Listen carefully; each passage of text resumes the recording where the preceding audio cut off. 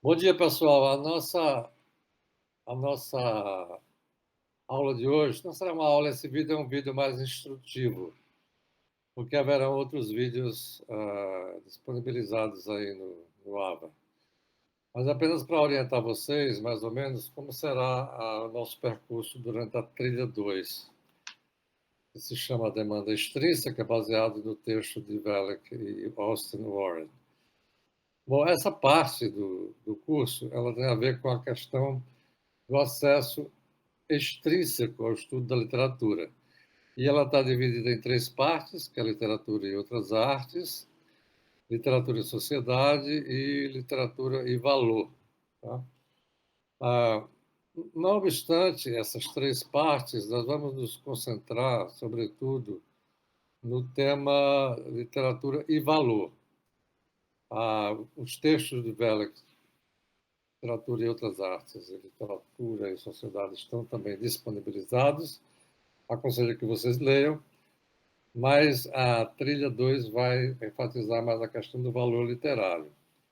Oportunamente, a Nayara Santos, o texto que está disponível, o vídeo que já está disponível, a videoaula, é do monitor João Gabriel Lobo, sobre o valor literário. Né? É nesse vídeo que vocês têm que se concentrar e nas referências bibliográficas que ele menciona durante a apresentação. Eventualmente, oportunamente, a Nayara Santos e o João Lins, os outros monitores que trabalham comigo, poderão disponibilizar vídeos. No caso do João Lins, um vídeo sobre literatura e sociedade, e da Nayara Santos sobre literatura e outras artes, sendo que a Nayara vai se concentrar na relação literatura e cinema, que é o trabalho da monografia dela. Vocês têm um exemplo de relação entre as duas artes. Então, a questão extrínseca da literatura é também um lado muito importante, apesar de que tenha gerado muitas falácias, e uma dessas falácias tenha sido a famigerada falácia das origens, que é proveniente do século XIX. Vocês devem perceber que sempre que se pede um trabalho sobre um autor literário, hoje em dia, o aluno tem uma espécie de veso, uma espécie de cacuete, em que ele começa pela biografia do autor. Então, se o poema é de Jorge Lima, a tendência do estudante é começar redigindo algumas informações sobre a vida do autor. Jorge Lima nasceu em União dos Palmares, bababá, bababá.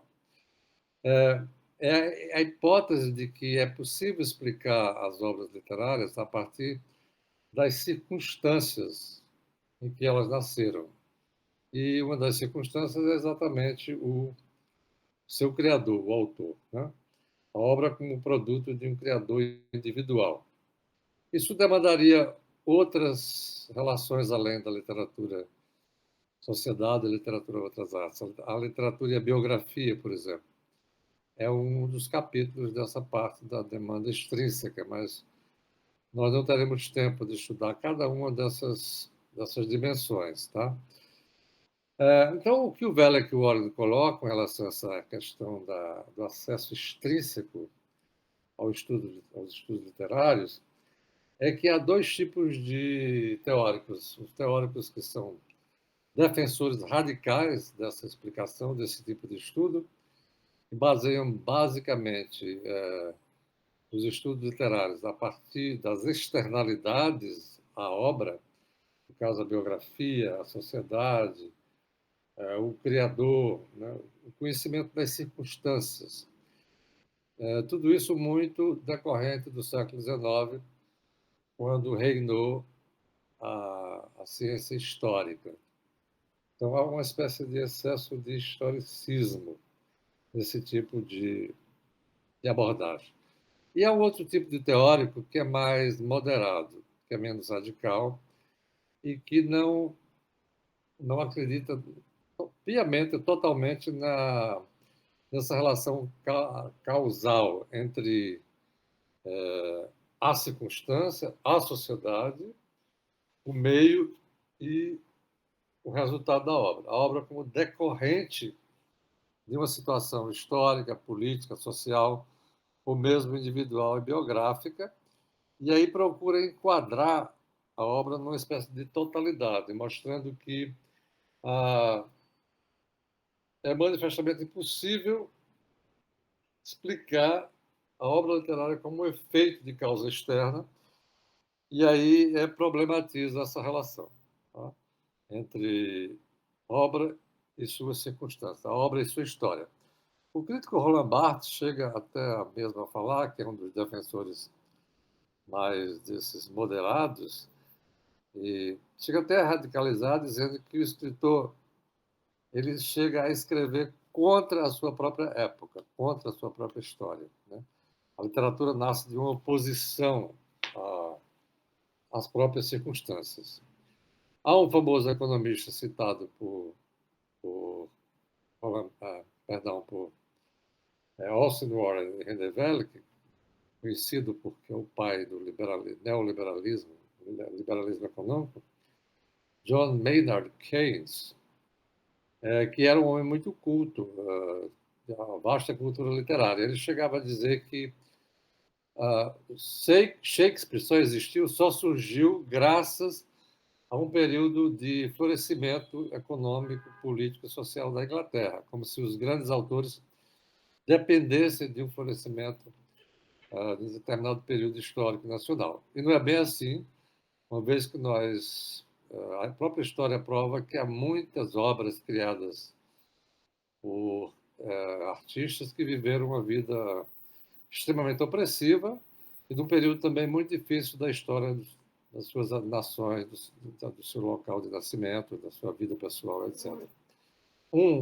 Desses exemplos da arte, não da literatura, é Van Gogh, por exemplo, que era um homem muito culto, mas que atravessou períodos dificílimos da sua vida pessoal e, e provou ser um gigante, né, um grande gênio. Então a obra nem sempre nasce de um momento propício social, mas ela não deixa de se realizar e se relacionar com a sua externalidade. A obra não é uma mônada, como falava o filósofo Leibniz, não é um objeto totalmente fechado, ela se relaciona com a sociedade. Ela própria é uma instituição social. E a partir dela, instituições sociais são criadas, né? As academias de literatura, as academias de arte, e se relaciona intensamente com a sociedade. Ela própria constitui parte dessa sociedade. Um dos grandes textos sobre essa relação literatura e sociedade, não sei se está no AVA, mas eu vou colocar como leitura complementar, não obrigatória, é uma palestra de Theodor Adorno, muito importante esse filósofo, e é uma elaboração assim, bastante interessante da relação entre a poesia e a sociedade. É uma palestra que ele pronunciou chamada Palestra sobre Lírica e Sociedade, em que ele realmente chega a uma reflexão muito profunda dessa relação da arte com a sociedade, com a sua exterioridade, mostrando que a ideia de torre de marfim, de que o poeta é isolado, alienado, que não tem função social, é completamente equívoca. E muitas vezes o retraimento do autor, do poeta, do artista, é que realmente produz o grande efeito social. No capítulo da literatura e sociedade, é muito importante destacar a menção que Rendevelle e Austin Warren fazem aos teóricos marxistas, esses que vão trabalhar exaustivamente teóricos e críticos da abordagem marxista, materialismo histórico, e que é toda uma linha de tratamento em relação da obra literária com a sociedade, que tem também várias nuances, né? Há vários tipos de pensadores marxistas, que não podem ser vistos apenas como um único traço. É preciso estudar profundamente todos eles para compreender. No Brasil, nós temos um grande crítico, que é Antônio Cândido, o grande, realmente, sociólogo, mas um dos maiores críticos literários, que compreendeu profundamente essa relação da literatura com a sociedade sem negar os valores intrínsecos, estruturais da obra literária.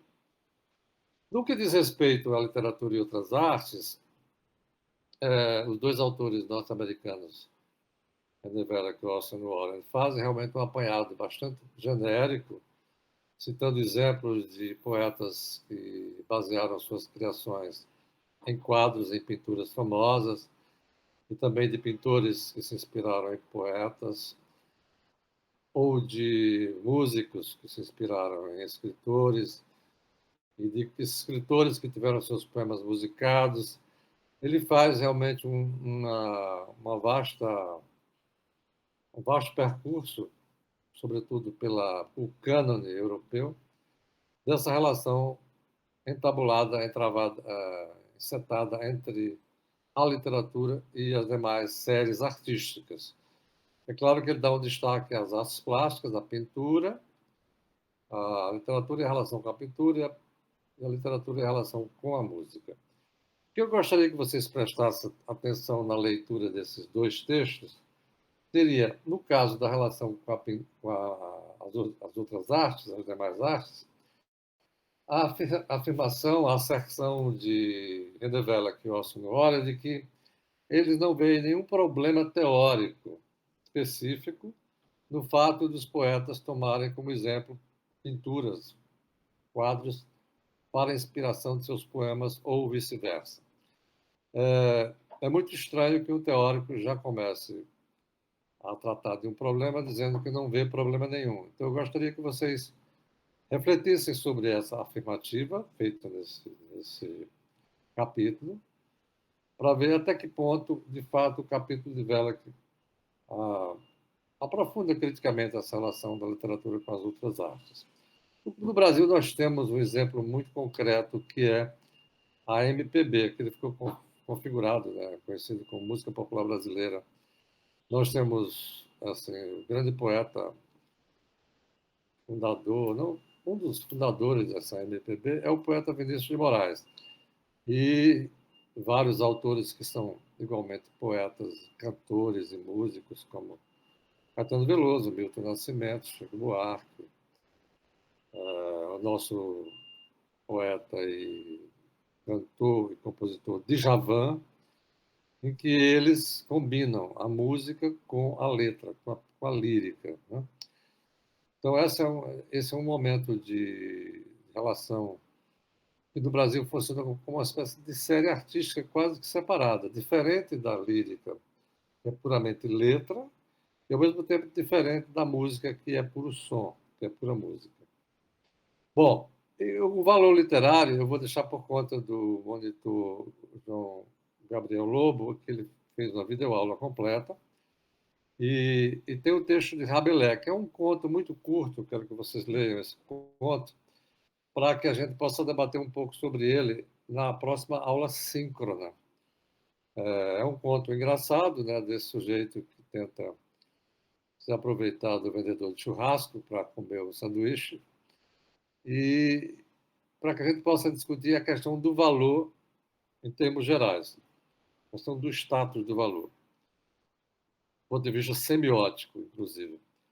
Mas, e a atividade que vocês deverão desenvolver, tecendo comentários sobre essa questão do valor literário, tá? Que vai ser, de fato, o tema central dessa segunda trilha. Tanto a literatura e outras artes quanto a literatura e a sociedade ficarão como temas periféricos, em virtude do tempo. E na aula síncrona, na próxima aula síncrona, imagino que será dia 6 de dezembro, eu vou fazer nós vamos fazer esse debate sobre a questão do valor literário, e no final, a segunda parte da aula, eu vou fazer uma revisão geral da primeira trilha e da segunda trilha, com vistas à prova, a nossa prova final. Deve ser presencial no campus. Quem deve aplicar essa prova é a Eliane, que é a minha tutora. Tá bom? Então, eu desejo para vocês todos uma boa semana e aguardem, vejam no Moodle, eu vou avisar, os links das mentorias. Vou disponibilizar 3 mentorias na próxima semana. 3 dias diferenciados, com horários diferenciados, para quem tiver interesse em entrar e tirar dúvidas sobre o curso em geral. Tá? Muito obrigado, um bom fim de semana e uma boa semana para vocês todos.